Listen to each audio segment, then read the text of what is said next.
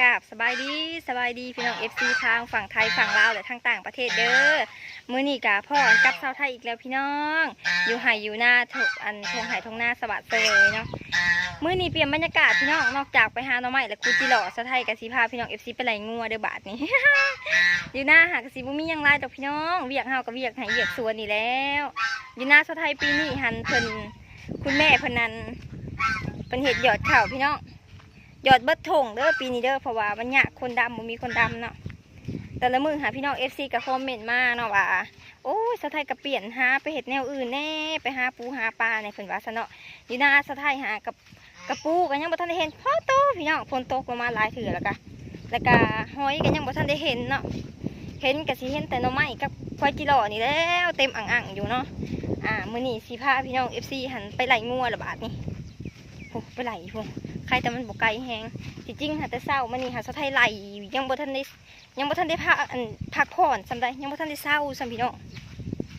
ก็มาไหลต่ออีกเอาอยู่นี่แหละเบิดมือไงพี่น้องไปใส่ดอกไหลงัวจ้าทงหายทงหน้าคือเก่า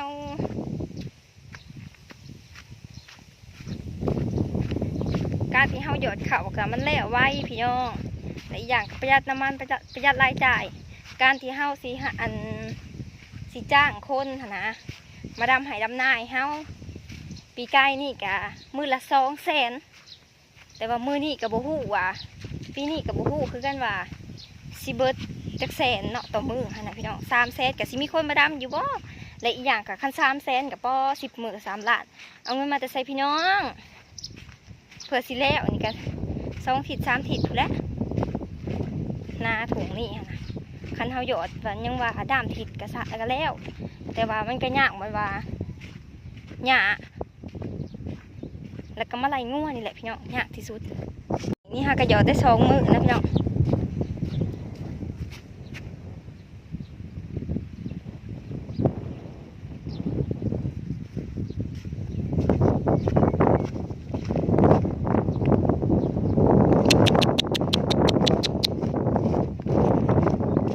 เฮ้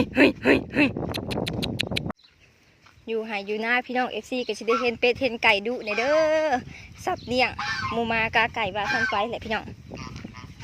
สิเห็นดุเนี่ยก็แม่นหน่อไม้นี่แหละสะไทยหันคันว่าอะไรมาหายมาหน้าพี่น้องบดมาโก้ไม่ไผ่บดได้แล้วเด้อสะไทยนะมากบอกว่าเอาไปต้มเอาไปแกงมาเถอะก็เอาไปพัดกินพี่น้องหมักแห้งกันหาหน่อไม้แต่ว่าไปหาอยู่ป่าอยู่ดงกันย่อมคือกันพี่น้องเลยดิไปหาอยู่ป่าอยู่ดงกับสิย่อมคือกันหาบ่เก่งสมัยสะไทยเนาะสะไทยบ่หมักบุยันงูยันเงี้ยมาหากับมาหาเอาบนเมสะไทยปลูกนี่แหละพี่น้องบนมันง่ายหมูเด้งเฮากะอ้วนขึ้นนะมึง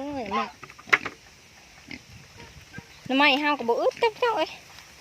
คะแนนดุสับเอาคะแนนดุอยากกิน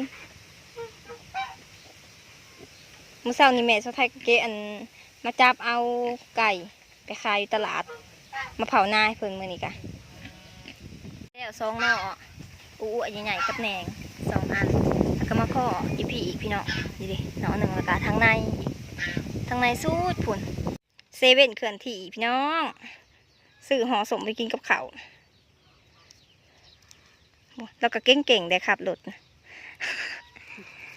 เป็นผู้หญิงหักเก่งขับรถบุหายบุนาของกินปะพี่น้องไปซับอันน้ำไม้ต่อปะนี่อันนี้เอาไปกินกับเขา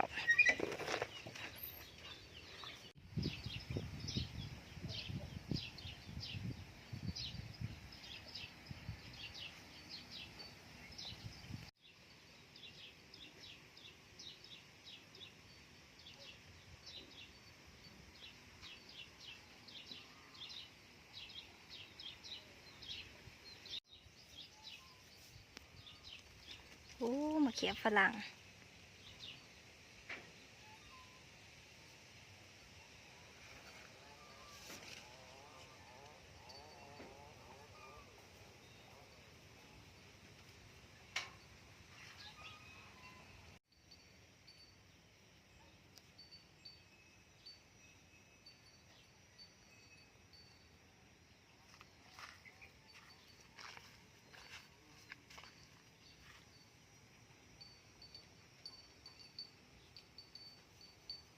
อันนี้ก็คือหน่อไม้ทางเบิร์ดที่สะไทย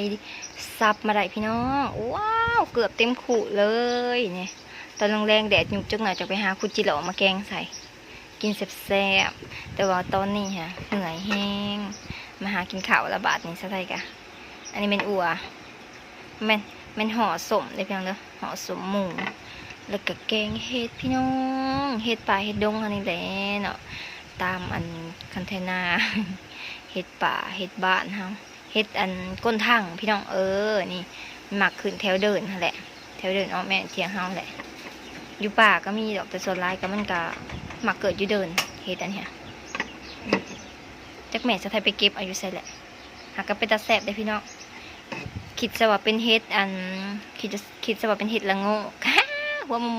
วมันมนคือกันเลยเด้บอกพี่น้องแกงแสบแกงเงือคือกันแม่ชาวไทยนะไปทางใดก็ได้ของกินมาแต่ว่าชาวไทยนะหาแต่แถวเถียงแม่ชาวไทยบู๊ไปหาไกลๆผมได้แนมกินมาโอ้แซ่บๆมันใส่ปั่นใส่ข้าวเหนียวอาหารการกินก็มีแต่2 อย่างนี่แหละเพราะมันแล้วปากแล้วท้องพี่น้องเลยเอามาพี่น้องกินข้าวนะอัวห่อละ7,000บ่แม่นอัวห่อส้มโอ้ยชาวไทยมาก็เอาพิษค่ะตัว